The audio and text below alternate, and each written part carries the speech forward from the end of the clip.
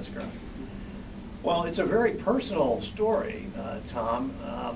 I guess I've read that it's more or less autobiographical. Obviously, you change things as necessary, but are some of these people that are in the film directly corresponding to some of your family members? Some of them, yeah.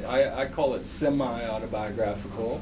The relationship between the grandmother and the grandson is very close to my actual relationship with my grandmother.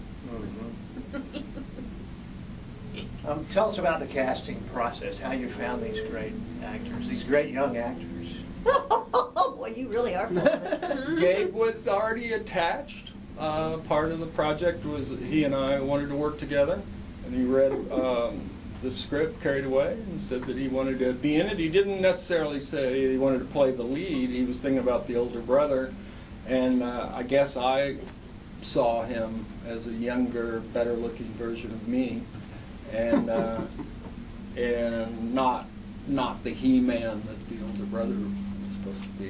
The first actual check that I wrote for the film was to the casting director, Tony Cobb-Brock and Sally Allen. And I had worked with them before, and they're pros, and they don't work for free. So when I actually wrote that first check, that's when it was kind of the no turning back time. Yeah. And then they started bringing in actors, and she said she was only going to bring in the cream of the crop. I have a background, a deep understanding of the casting process because I was married to one of Hollywood's top casting directors for 25 years. She passed away in 2006. But I worked with her a lot on casting as an assistant, and got a real good sense of what a good casting director could bring to a film. And Tony and Sally are both really good. I don't know. I don't think Julie was the first that came in. Maybe the third. The two other women had been concerned with how the nude scene was going to be filmed. Julie, on the other hand, as soon as she shook my hand, she said, "I don't mind nudity." And I had no intention of filming the scene nude. It was just going to be shot from the neck up, but once she said that, then I started. I had to wait 70 years. I came up with a different angle. Yeah. Yeah, it looks good. Yeah, you look great. It does. I agree. And I noticed also, Julie, that on IMDb you've got like 8 projects in post-production. You're like the busiest among us. Thank you, God. So that's probably why, because you do nudity, right? So Gabriel, your character treats his grandmother more or less like a contemporary, not so much like an elder. You yell at her sometimes, and you guys have back and forth conversations like you're more friends, really, or confidants than grandmother and grandson. Absolutely, so, we're best friends. She's probably Ed's greatest influence, and he wouldn't yell at her if she wouldn't yell at him. Well, if you do what I tell you, I won't yell at you. Sometimes, Granny, it just doesn't make sense. I make sense. It's you that don't make sense. See what I mean? This is very much how it was on set too. I didn't know if I was really pushing Julie's buttons or Granny's buttons, but I could flow with it, and it completely worked. But sometimes, especially on the car, we were trapped in the car off and on for hours and days on end, and I kept thinking, how far can I push Julie? And this is brilliant. And I'm sure you have the same plan with me. Yeah, it worked. But Ed's a great example of a dysfunctional artist, And glad to hear you say that. Yeah, and I think a lot of people can relate to that. Yeah. So that's a brilliant role. And I have 40 grandchildren, so believe me, I have no problem with grandkids. I talk to them. I talk to them like a lot like I talk to Ed. Yeah. Really? Yeah, I'm not a pushover grandmother. Maybe if you adopted Gabe, he'd have more success. You said you would. I adopted you. Do you realize you are my grandmother now? Yes. Okay. What's for dinner? You want to come to dinner? Oh, I cook good. I cook good. Yeah. I did adopt you. That's why It's never too late, I guess. Yeah. No. And yeah, she did such a good job that I now get her mixed up with my actual grandmother. You know, when, No kidding. when I'm thinking of her, He- the face is sort of like, you know, But kind he of had a to direct me combination. to her idiosyncrasies and what she was I like. had to make her meaner. Yeah, he had to make me meaner. Her natural than I am. instinct is to be nice and convivial and a peacemaker and everything. Yeah. So that was really the only direction that I would give her. It's just- Meaner. Yeah, and that was the word too. Meaner. Yeah, that's right. Well, now, Julie, your character, who we mostly know as Granny, is, I think, a lot more clear-headed than people give her credit to be. At least that's the way I get you playing her. Well, she is when When she's on her bed. she's on her roll. Yeah. Yeah. Mhm. The idea is We didn't that change she the line. goes through spells of dementia rather than Mhm. constant dementia. Which is And- true. Yeah. I mean, that's really true. My father-in-law had Alzheimer's, and it was a great study in what was happening. Yeah. You know. It's usually kicked off by some anxiety-producing moment. A lot of times, if they're in a spot that's not familiar, but if they're in their home or if they feel secure, as often as not, it won't manifest. It's when something goes wrong. It seems like that it comes out. Or goes not in the direction they have planned. Mm-hmm. It veers off, and then it's like, Yeah, no, anything- that's not the way it should Right. go. Anything that's not routine. Mm-hmm. Yeah, can. Yeah.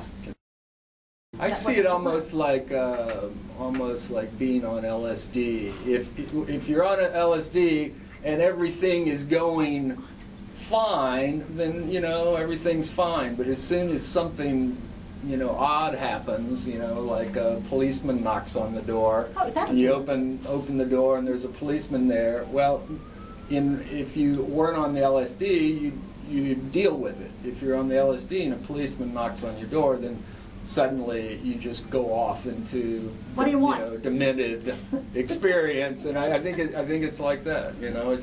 It's partially the brain getting slower, so it can't deal with new stuff, or it takes a lot longer.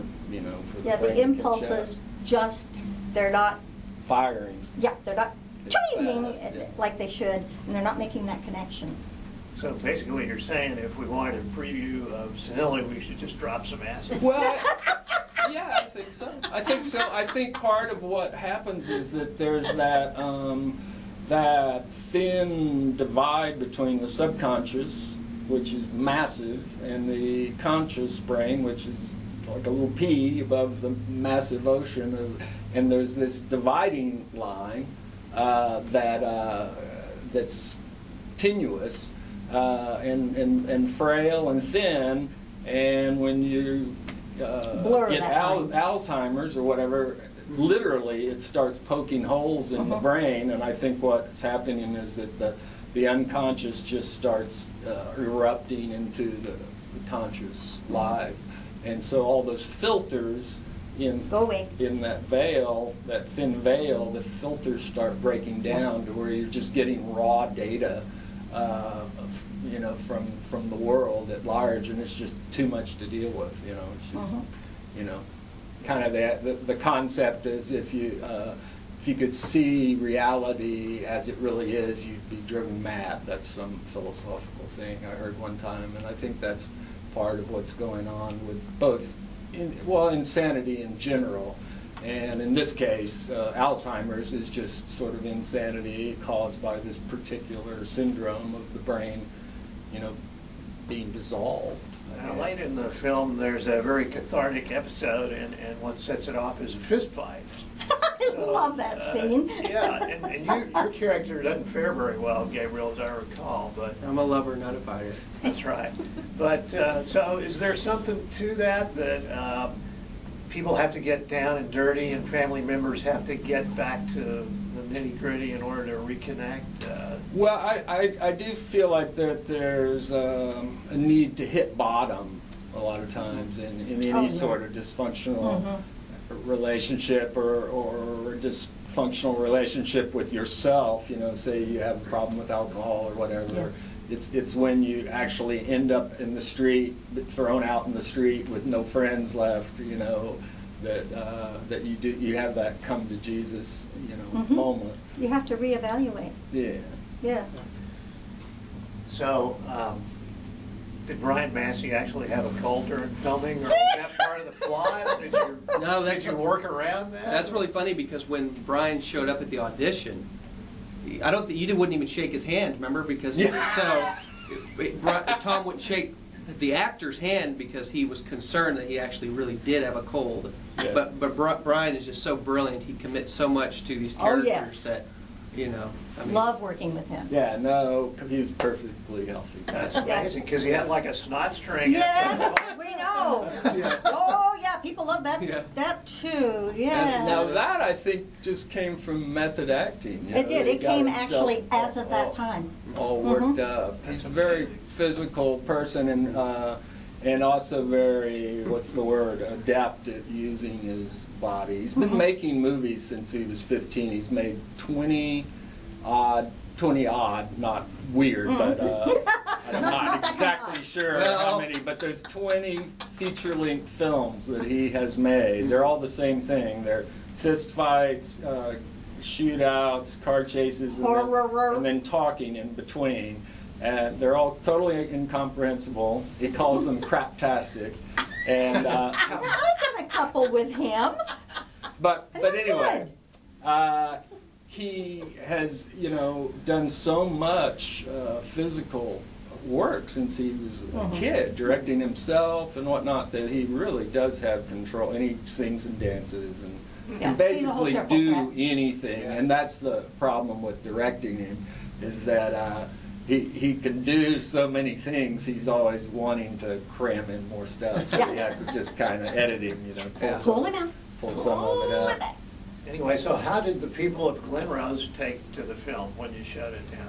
Oh, I think they quite enjoyed it. Very There much. was the one man that we spoke to at length who had been an actor that Gabe knew. Worked out there in the And office. his response was that I think there had been a lot of laughing in the audience, probably mostly from the staff. And he was saying he didn't see it as a comedy, that he saw it as reality. And I really appreciated that. Yep. Yeah, that was a pretty thick comment that several of them made, that's how they all hoped. They wished that somebody would come and take them out, let them escape. And so it was interesting. Yeah, There was but I would like to say it doesn't have anything to do with that facility. No. I think if I They were had amazing. to be Yeah. into a facility, that would be as good as Cherokee any. Rose was amazing. In fact, there Yes. were residents who were just so reclusive, and when we showed up, I was real concerned that we were going to be invading their space, Yes. and we did invade their space. I didn't realize how cooperative they were going to be or how well they participate. And there was even a resident who apparently just hadn't been out of her room in forever. Yes. And then, on kind of one of the wings, and when we started rolling, she had kind of stepped to the door in like an Easter outfit from 50 years ago. Yeah. She was ready for the event, Yes. So Oh, it was very sweet. it apparently it was magic for them. Yes. I want to do more of that. I think it's nice. Showing it at nursing I like homes it. and Yeah. retirement centers. And I have the idea of touring the country kind of like a rock band in a van, and just booking dates in advance and going to Omaha and then moving on to Des Moines and just showing it wherever I can show it.